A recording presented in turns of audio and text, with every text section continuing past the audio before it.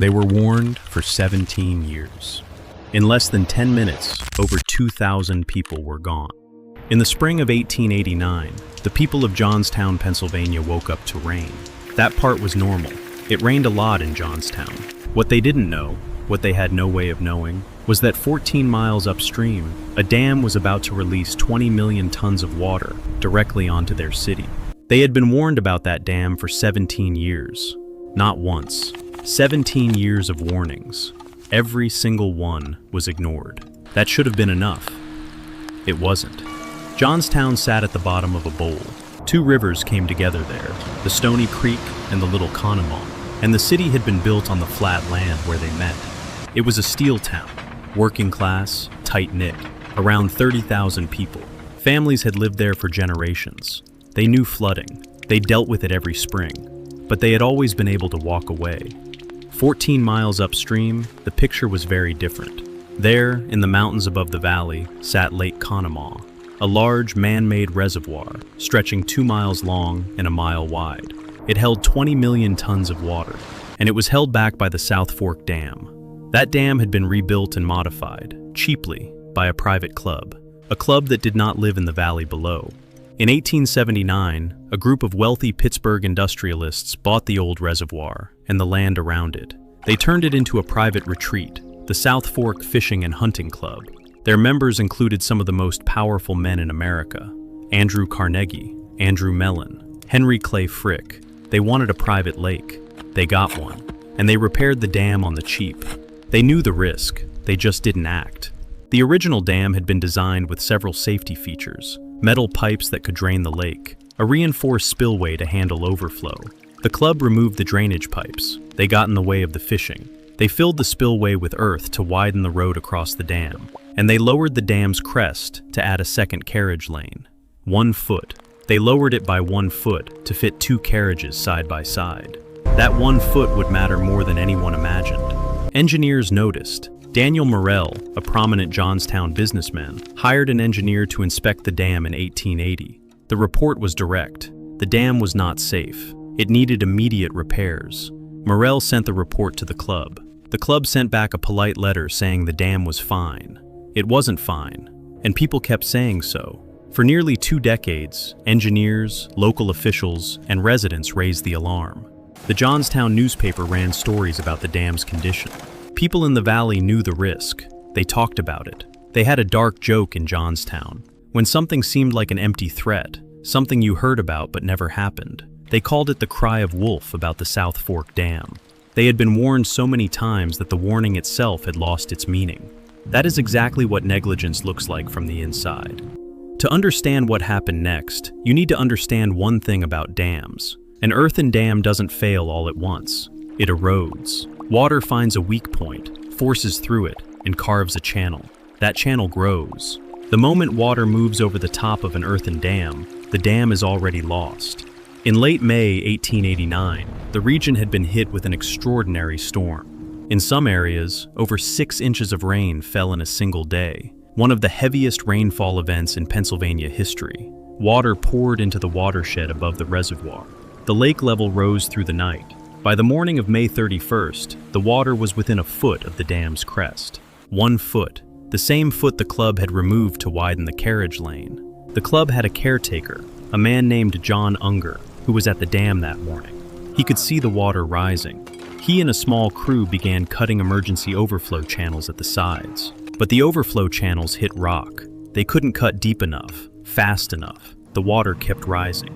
At around 11 in the morning, water began moving over the top of the dam. Not a wave, not a surge, a thin sheet of water creeping over the crest. From that moment, nothing could stop what came next. By then, it was already too late. The downstream face of the dam, the dry side, began to erode. The breach widened, first by feet, then by yards. By early afternoon, the entire center of the dam was gone.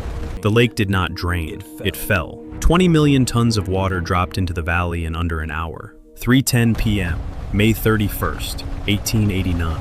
The dam breaks. The wall of water that releases is roughly 40 feet high. It is moving at approximately 40 miles per hour. It is carrying the entire contents of a 2-mile lake. Inside that wall, trees, boulders, entire buildings, locomotives from the railroad yard at the edge of the reservoir.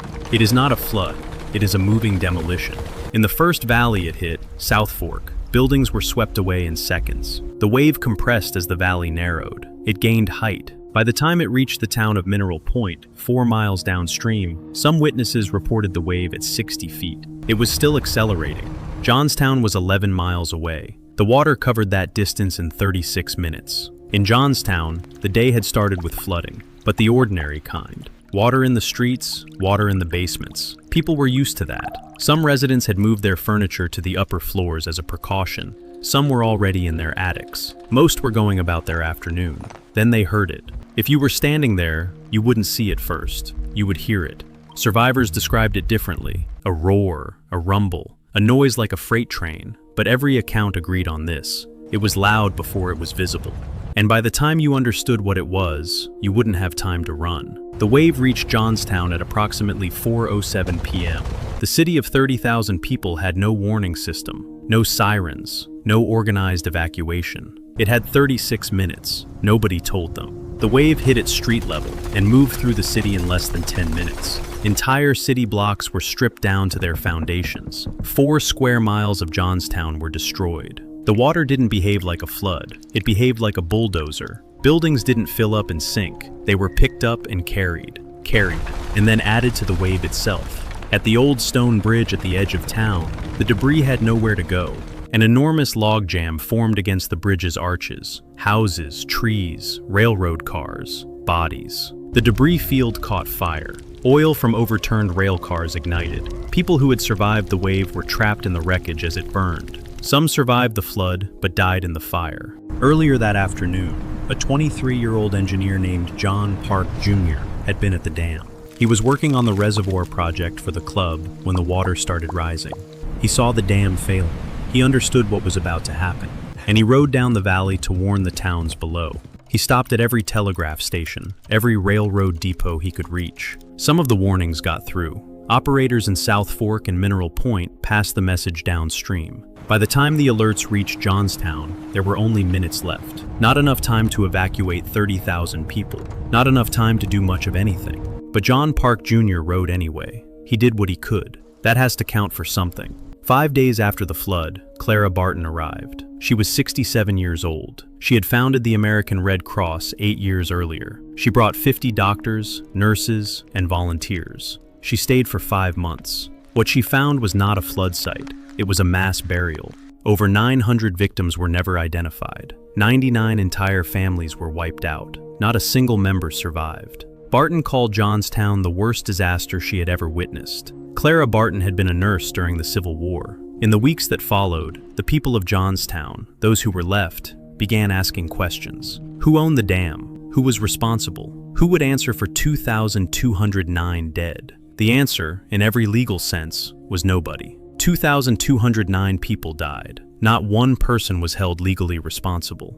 The South Fork Fishing and Hunting Club was never charged. Not one member faced criminal prosecution. Multiple civil lawsuits were filed. Everyone was dismissed. The club's lawyers argued, successfully, that the flood was an act of God. The dam had been modified, improperly repaired, and repeatedly flagged as dangerous by engineers. The club had removed the drainage system. They had lowered the crest. They had received years of warnings. An act of God. The members of the club contributed to a relief fund, voluntarily, not by court order. Andrew Carnegie donated a library to Johnstown. Henry Clay Frick donated money. Nobody donated accountability. The Johnstown flood did change American law, but slowly, and not enough.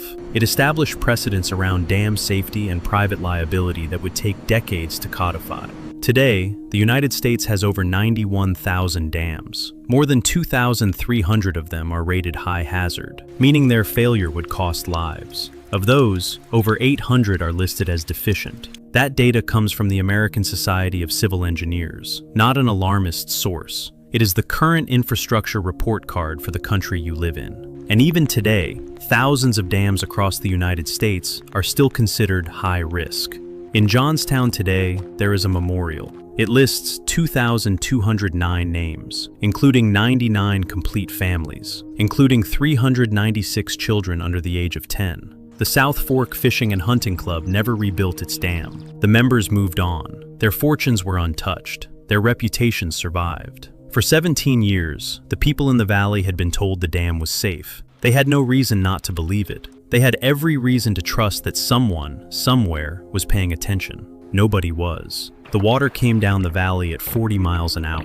It took 10 minutes to destroy a city. It took 17 years to make it inevitable.